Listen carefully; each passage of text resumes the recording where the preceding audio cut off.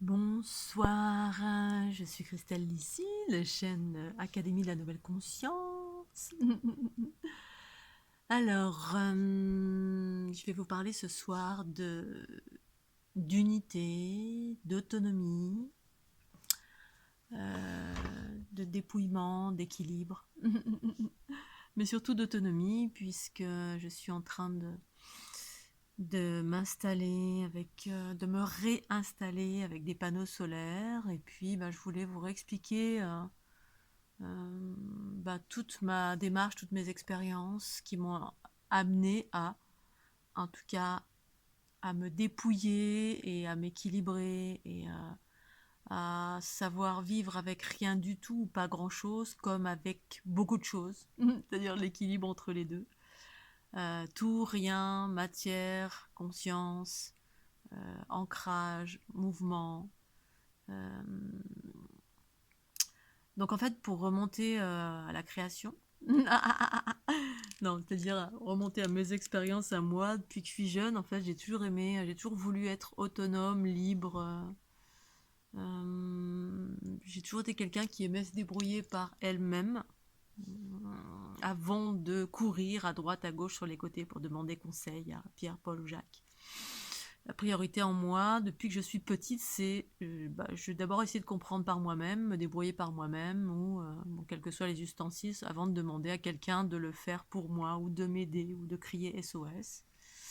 Donc j'ai toujours été quelqu'un, voilà, qui fonctionnait comme ça. Ce qui ne veut pas dire que c'est mieux ou moins bien que vous, c'est ce que c'est, je vous partage, on est d'accord. Et donc, bah, très tôt, j'avais envie d'autonomie tout de suite, c'est-à-dire je me voyais dans un chalet en haut d'une montagne, ou en haut d'une montagne, dans une cabane, dans une forêt.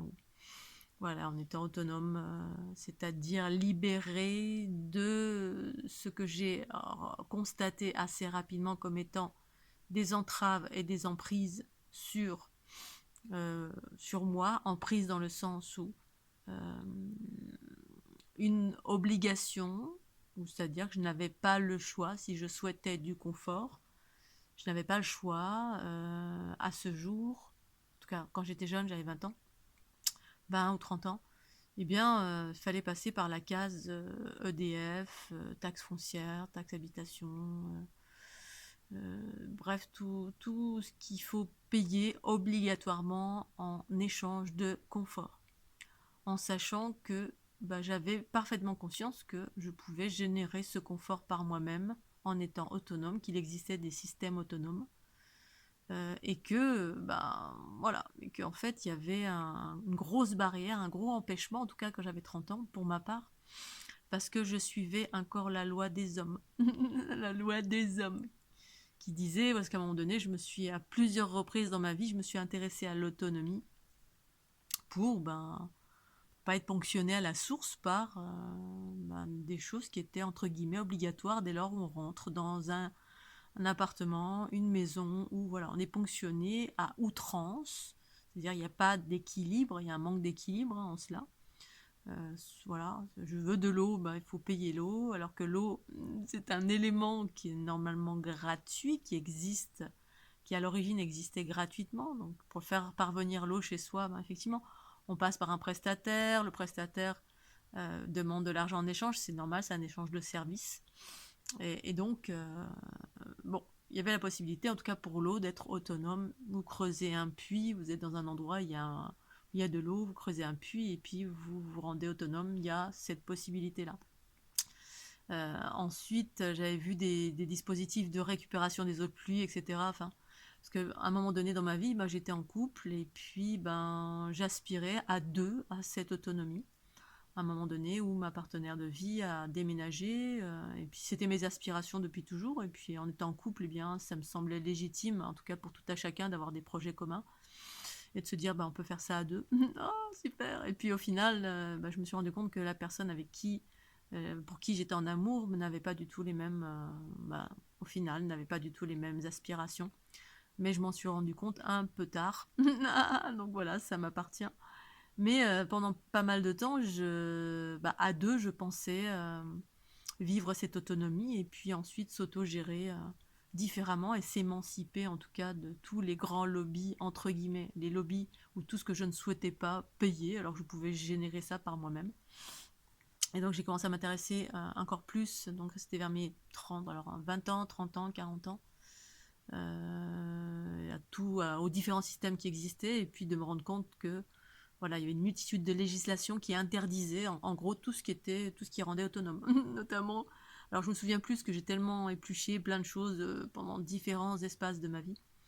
Et là, ça m'avait choqué parce que naturellement, ben voilà, il y a plein de systèmes, il y a plein de possibilités. Avant, il n'y avait pas tout ce qu'on a aujourd'hui, et puis les gens étaient autonomes. Voilà, ils utilisaient le confort, un confort sommaire, mais pas forcément sommaire. Tout dépend de ce que l'on souhaite, bien évidemment. Moi, le confort, ben, je peux le trouver très facilement. On peut y avoir un confort, mais un confort pour moi, c'est d'avoir chaud dans un endroit qui me plaît, voilà, lumineux, éclairé ou ventilé, avoir de l'eau, avoir de la chaleur, et puis voilà, pouvoir manger à ma faim, c'est ça mon confort.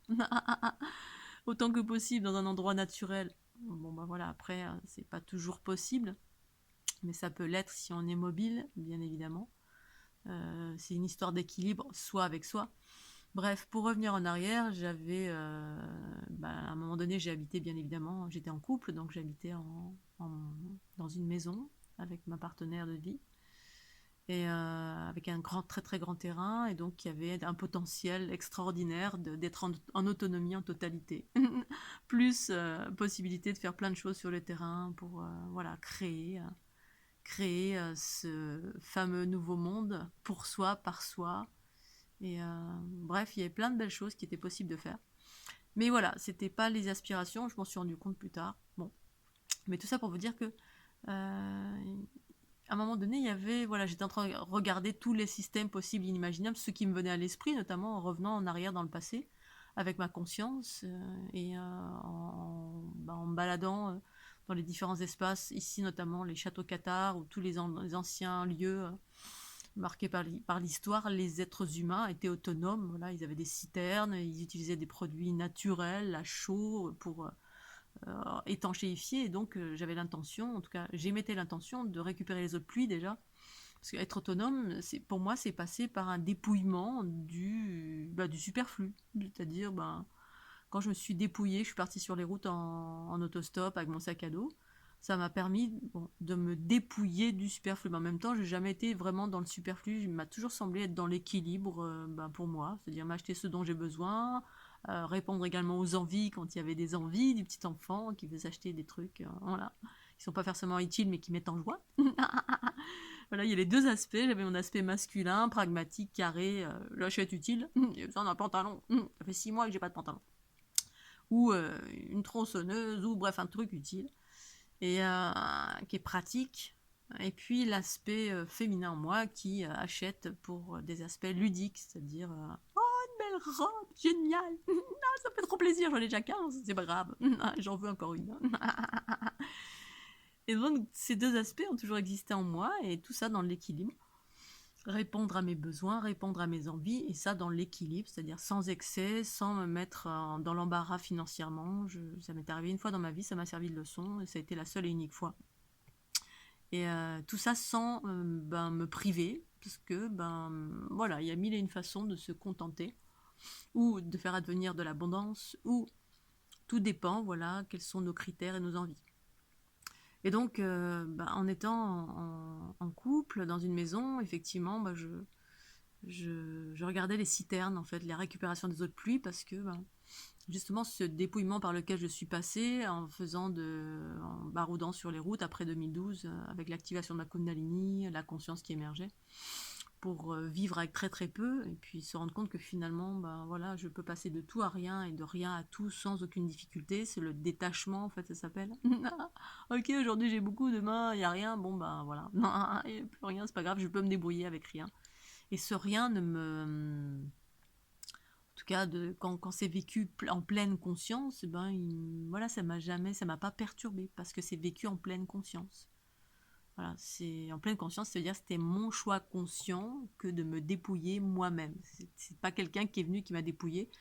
ce qui j'imagine est totalement différent et peut générer des chocs émotionnels parce que ben voilà, on peut être dépouillé par un huissier, par la loi, par quelque chose voilà, un ouragan qui passe et détruit votre maison. Bien évidemment, ça peut être compliqué à gérer parce que c'était pas de votre choix conscient. Mais quand c'est un choix conscient, eh bien, ça m'a libérée en totalité, ça a permis un équilibre nouveau et surtout de me rendre compte que finalement, ben voilà, avec très peu, je peux vivre et avec tout, je peux vivre et l'espace entre les deux. Et donc pour revenir à cette envie d'autonomie, à vivre à deux en couple, voilà, il y avait ces citernes, je regardais les citernes pour récupérer les eaux de pluie, puisqu'en fait, naturellement, la conscience qui émergeait en moi m'amenait à m'émanciper de ce qui m'enfermait et ce qui enferme les êtres humains très souvent.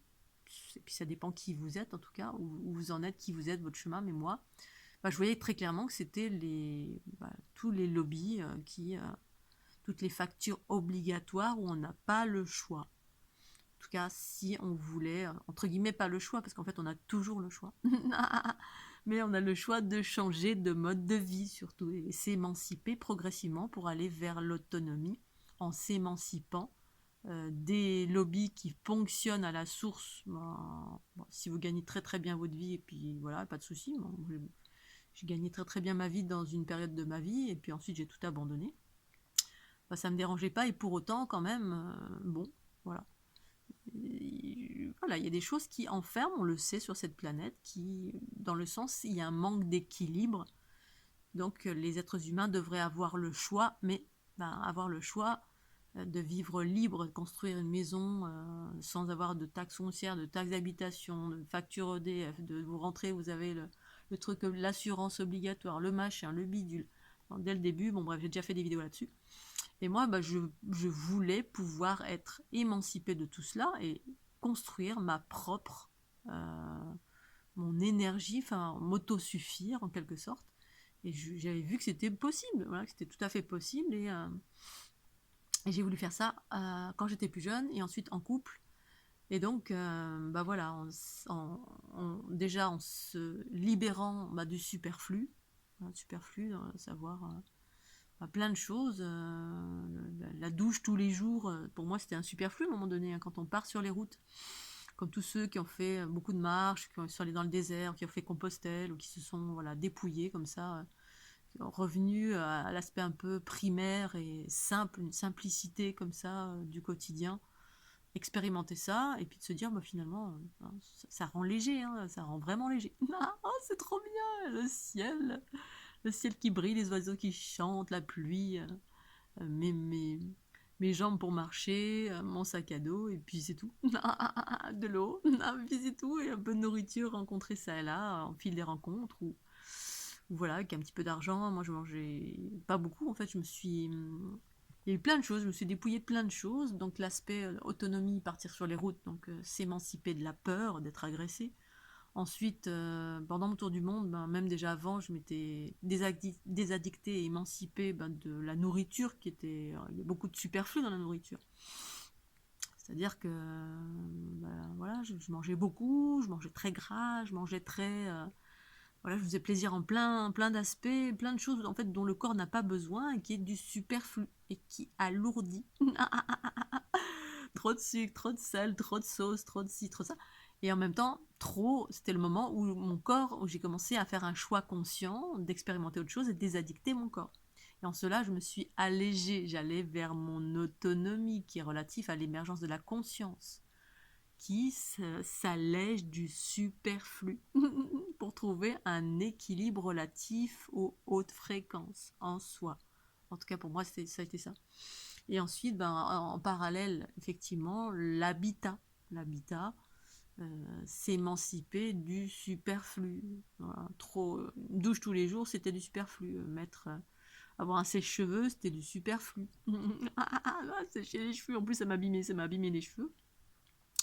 Euh, quoi d'autre du superflu? Il y a plein de choses qui étaient superflues dans une maison. Là, aujourd'hui, pour vous donner un exemple, comme j'ai limité, je me suis allégé en plein d'espace parce que les mots de fréquence c'est s'alléger, c'est vraiment s'alléger, hein, aller vers l'allègement, ça provoque de la joie. et de la légèreté, un regard léger sur chaque chose. Là, dans mon quotidien, bah, j'ai pas de frigo, donc à un moment donné, un frigo, c'est devenu superflu. Parce que justement, je suis partie sur les routes. Et j'ai vu que je pouvais, ben, j'avais pas de frigo. J'en étais pas morte de pas avoir de frigo. Sur les routes également, bah, on fait ces besoins-là dans la nature, tout en étant dans la préservation et le respect de la nature. Et ça m'a semblé naturel et évident de, bah, oui, d'aller faire mes besoins dans la nature. Un chat, il fait ses besoins, il fait un trou, il gratte, ensuite il remet, il cache en fait, il est hyper précautionneux et je me suis même assimilée à un chat parce qu'un chat c'est propre, ça cache ses entre guillemets ses rejets, ses excréments. Quand un chat il fait caca, ben on voit rien en gros, hein, il est très propre. Il nettoie et c'est aussi harmonieux que ça n'était avant. Il n'y a que les chiens finalement qui font des crottes partout et puis qui n'enterrent pas leurs crottes. Les chats font ça. Et j'ai bien vu, je me suis rapprochée beaucoup de ces aspects parce que pendant l'ouverture de ma conscience, voilà, j'étais très proche des félins, des lions, les lions, les lionnes, les chats. Il y a eu plein de manifestations de lions particulièrement, de chats aussi. Et puis voilà, j'en parle dans mon livre, c'est toutes ces manifestations que j'ai rencontrées dans mon dépouillement et les élargissements de ma conscience. Et donc, ben, dans la nature, faire ses besoins, c'est devenu quelque chose de complètement naturel et extraordinaire en même temps. Et du coup, à partir de là, j'ai fabriqué un toilette sèche. Quand j'étais en autostop, ben non, mais ensuite, quand j'ai commencé à naviguer, à voyager en camion, ben, un toilette sèche pour, si j'en avais envie, me stationner en pleine ville. Parce que des fois, ben, je pouvais me retrouver en pleine ville sur un parking. J'ai un camion qui était relativement discret. Justement, j'ai choisi un camion passe-partout pour ne pas être embêtée hein, de ma dynamique d'autonomie. Il y avait aussi une dynamique de discrétion, il y avait une dynamique de choix de camion qui consomme très peu, qui est un moteur ultra, on va dire, ultra résistant. Donc, je ne voulais pas d'électronique parce que ben, l'électronique à ce jour, toutes les voitures sont devenues dépendantes d'une valise électronique qui fait qu'on ne peut plus faire de mécanique, donc ça nous enlève notre indépendance. Donc j'ai choisi plein de critères qui étaient relatifs à mon autonomie et à un équilibre dans la consommation aussi, autant que possible. Quelque chose qui dure longtemps, qui était incassable, une bonne mécanique, quelque chose de discret, pour aller vers l'autonomie, pour aller vers de plus en plus de liberté. Un camion pourquoi et petit aussi pour pas que ce soit trop encombrant, que je puisse passer partout, donc pas un gros truc, qui consomme très peu, qui soit discret, qui ait une bonne mécanique, pas d'électronique, parce que l'électronique c'est aussi des vecteurs de voilà, ça peut pas, il y a des choses qui peuvent passer à l'intérieur, bref. Et puis voilà, discret parce que un camping-car par exemple, vous pouvez pas vous garer n'importe où. En fait, lorsqu'on devient autonome, eh bien, on devient un électron libre. Et les êtres qui sont sur cette planète, qui gouvernent un peu, qui essayent de, entre guillemets, et c'est une initiation, bien sûr. Mais ils n'aiment pas les êtres autonomes, les électrons libres, parce que ils donnent pas leur argent comme ça, sans réfléchir, sans à qui je donne mon argent, à qui ça profite, est-ce que je suis enfermée, est-ce que ça me libère, bref, ce sont des êtres qui pensent, qui sont pensants et qui pensent liberté, ouverture, autonomie. Parce que la conscience, c'est tout ça. Ça amène, en tout cas pour moi, à ça. Et du coup, un camping-car, c'est également un ciblage. C'est-à-dire que c'est ultra... j'ai découvert ça, je l'avais vu avant, mais je l'ai découvert dans d'autres pays, aux États-Unis notamment. C'est ultra fliqué, c'est ultra contrôlé, on peut pas se garer là, et on peut pas se garer là, et on peut pas se garer là. Et si on est en pleine campagne, on est parqué, en fait. Camping-car, c'est prendre sa maison et puis la délocaliser sur un truc roulant, donc selon le camping-car, voilà. Après, chacun son truc. Moi, l'idée, c'était d'être autonome, proche de la nature, de retourner dans un état proche de la nature, tout en étant un être humain, malgré tout. Prendre les bons côtés de la modernité et en même temps être le plus autonome possible. Échapper autant autant que possible à toutes ces mannes qui nous obligent à consommer sans avoir le choix. Et donc dans un camion, c'était super et je pouvais me garer n'importe où puisque je n'avais pas j'ai pas l'étiquette camping-car. Donc il n'y a pas quelqu'un toutes les 2 secondes, un policier qui vient vous dire mais qu'est-ce que vous faites garer là? Allez dans un camping-car là-bas où c'est payant pour aller décharger vos. Et donc du coup un toilette sèche parce que si j'étais en pleine ville, je voulais pouvoir faire mes besoins si j'en avais envie dans mon camion. Et donc, comme j'étais au plus simple possible, passer de rien, le sac à dos sur la route à camping-car, un toilette sèche, c'était le plus simple possible. C'est-à-dire un seau, de la sciure, mais même pas, j'avais pas de sciure. Il suffit juste de prendre du sable ou des feuilles ou n'importe quoi sur votre chemin, parce que quand on est nomade, moi en tout cas, j'étais très souvent dans la nature. Dans la nature, il y a tout ce qu'il faut. Quand vous faites vos besoins dans la nature, vous n'allez pas chercher la sciure que vous allez acheter à la scierie et vous faites tout simplement. Moi, je fais attention à l'endroit où je vais, je repars, et bien c'est aussi propre, voire plus que quand je suis arrivée. Je fais attention à la nature, je ne casse rien. Et si je fais mes besoins, j'enterre. Bien évidemment, tout en ne laissant aucun papier ni aucune pollution d'aucune sorte nulle part. Chose que ma partenaire ne faisait pas. Sur le coup, j'étais choquée. J'ai dit, mais comme ton papier, tu le prends ou bienveillance, autonomie, conscience, liberté. Pour moi, ça m'a amené vraiment à ça. Et donc, eh bien, le camion, c'était ça. C'était la phase après ma relation de couple, où finalement, j'ai pas pu. Il y a eu aucun projet qui s'est fait à deux. Voilà, c'était juste ma partenaire de vie qui, elle, avait des désirs qui étaient d'avoir une maison. Point barre, c'est tout. Être autonome, pas du tout. Du coup, j'ai pris mon autonomie en camion. J'ai essayé une autre façon, parce que toute ma guidance m'avait à un moment donné invité à construire quelque chose dans la nature pour des raisons diverses et variées. Ça, j'en avais parlé, un carter.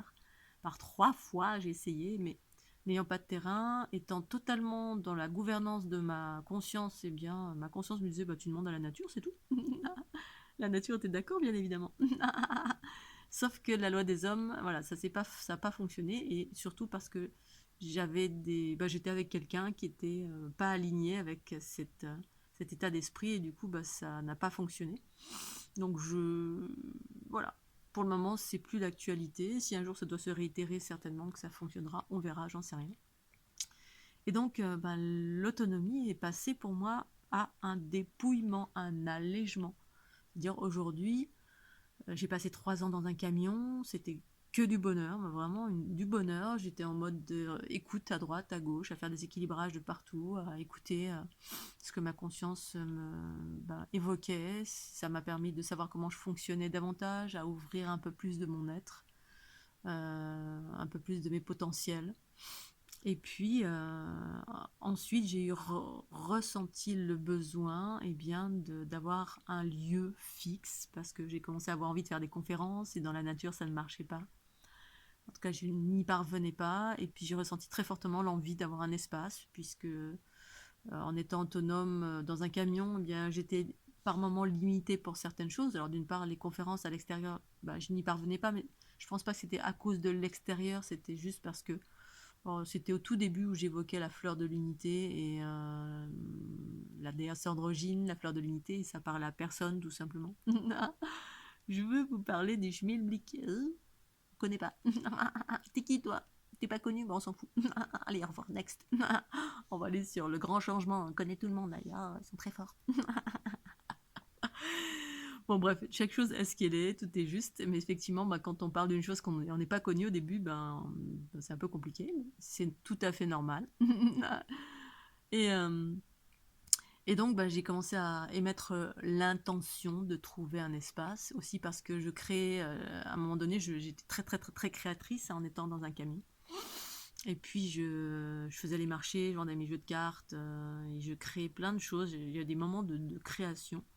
Et puis j'ai fait des objets, j'ai créé des tipis, j'ai créé plein de choses dans la nature, comme ça, dans la nature, complet. voilà, sous les éléments.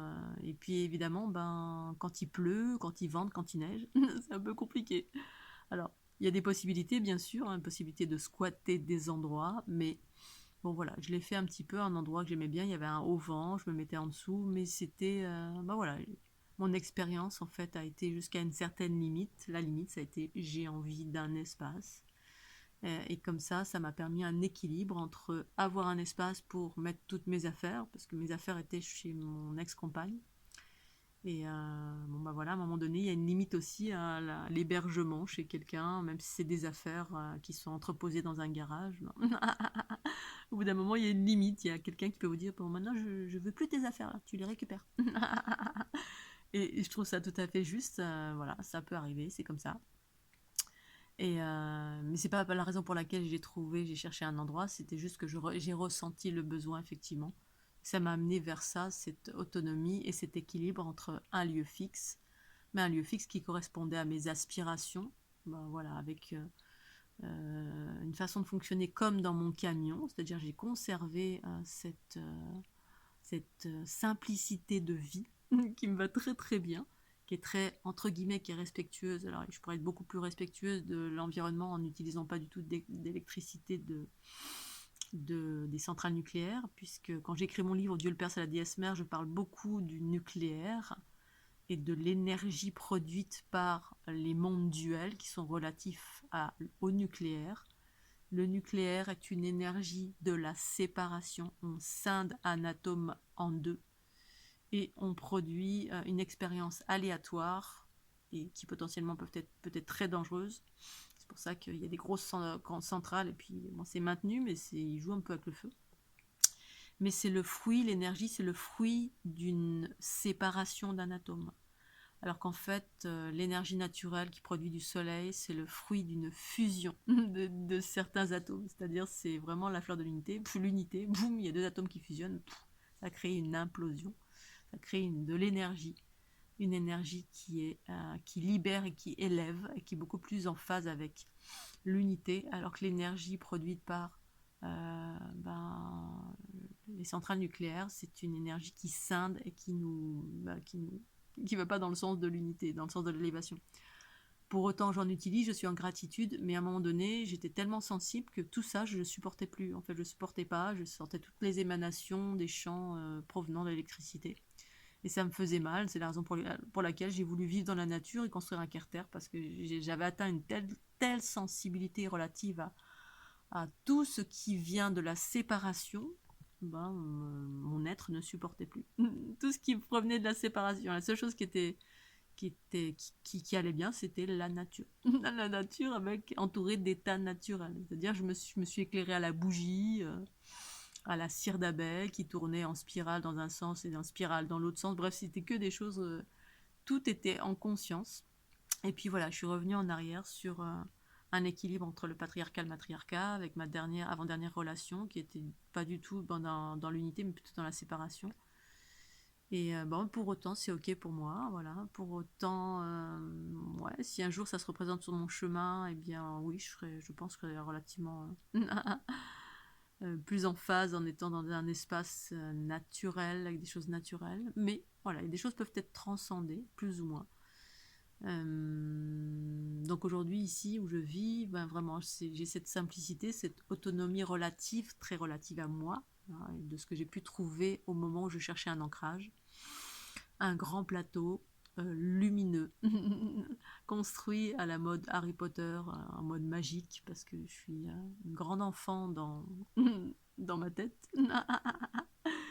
J'ai un côté très voilà, magique, artistique, il y en a de partout, c'est comme dans un voilà, comme dans le film Harry Potter, voilà, avec des branchages, et donc j'utilise essentiellement l'électricité qui m'est offerte et gratitude parce que ben voilà, je ne suis ni contre ni pour quoi que ce soit. Je sais ce qui amène vers ici ou ce qui amène vers là et ensuite je fais un choix conscient et je transcende certaines choses, c'est-à-dire quand je suis dans la gratitude d'une chose, ben voilà.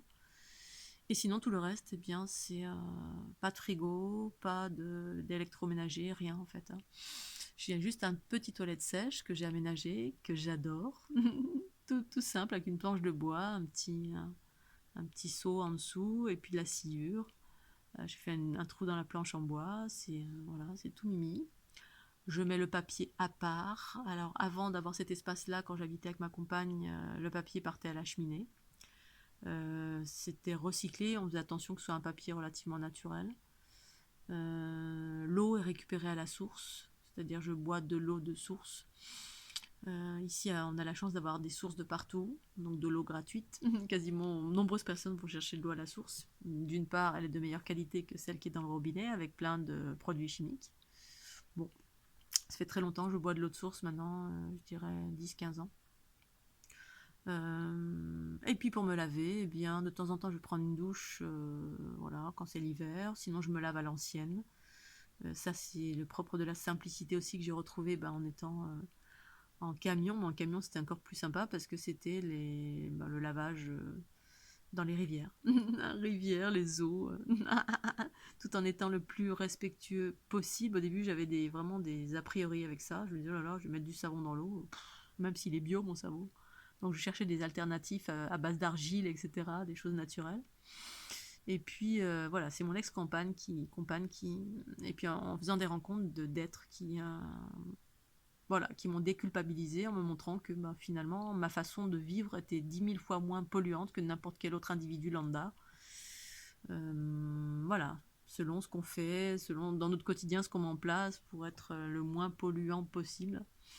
Bon, moi, c'était pour être plus en adéquation avec la nature, etc. Donc, voilà, l'été, je suis dans les rivières, je me lave dans les rivières, d'une part parce que ça me fait monter en fréquence la proximité de l'eau, tout en étant en gratitude et dans les aspects sacrés à chaque fois lorsque je m'approche de l'eau. Et puis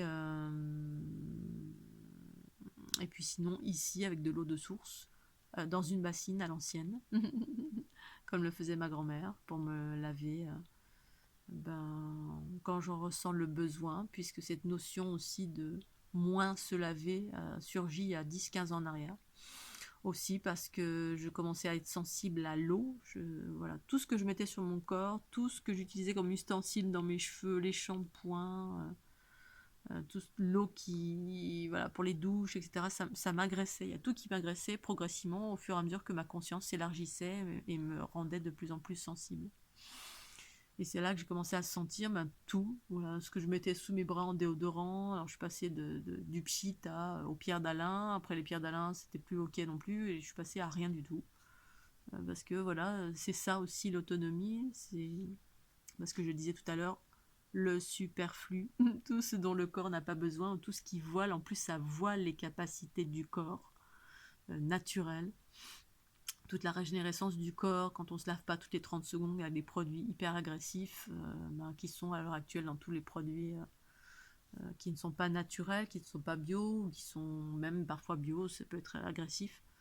Et que tous les jours, en plus de l'eau qui est calcaire, l'eau calcaire, moi ça me faisait mal tout le temps. À la fin, je ne supportais plus tous les jours, donc j'ai commencé à diminuer le lavage de la tête, le lavage du corps, etc. Ça s'est fait naturellement. Du coup, j'ai pas besoin de me laver toutes les 30 secondes.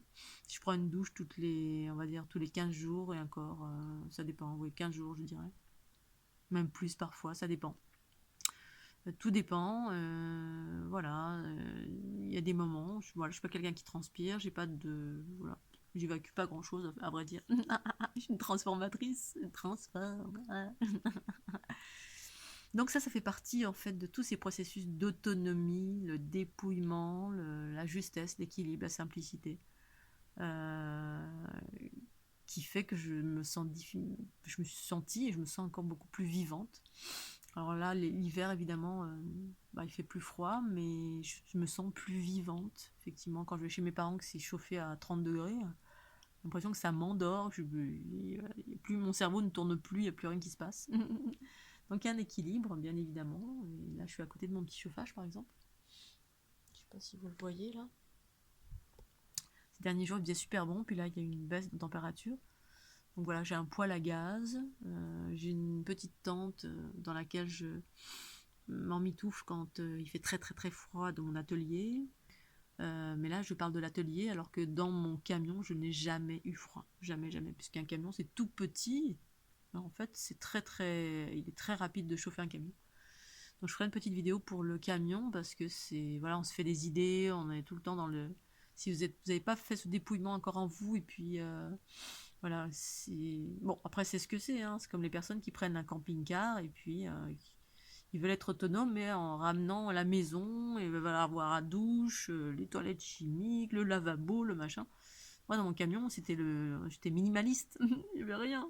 Mon premier camion, si, il y avait des placards, le camping-gaz, etc. Bon, un petit peu de chauffage.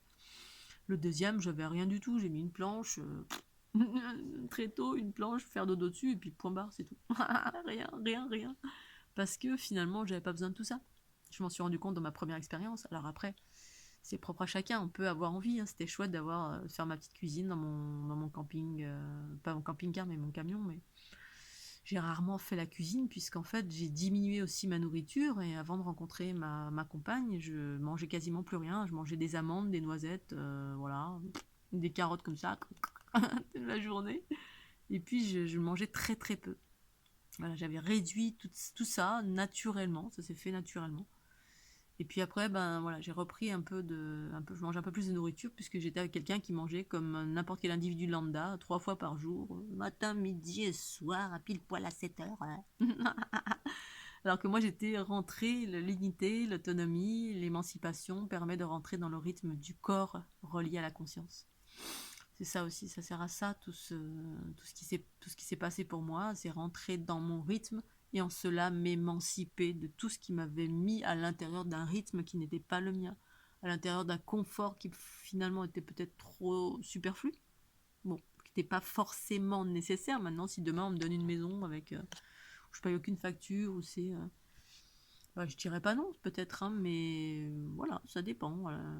Bon, ça peut, parce qu'effectivement, pendant mes périples, j'étais hébergée à droite à gauche sur les côtés avec des gens qui avaient des maisons somptueuses, ben, c'était juste merveilleux. Mon ex-ami avait une très très grande maison, c'était super chouette aussi, et pour autant, ben, voilà, j'étais pas dans le manque de rien.